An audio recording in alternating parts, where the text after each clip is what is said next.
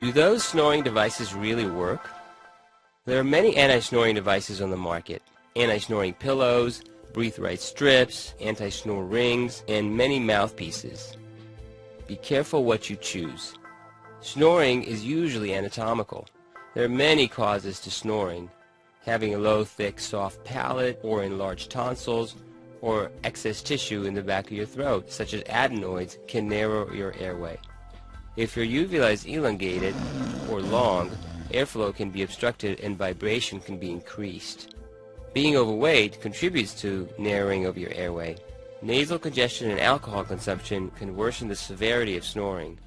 Treating the underlying cause is the key to success.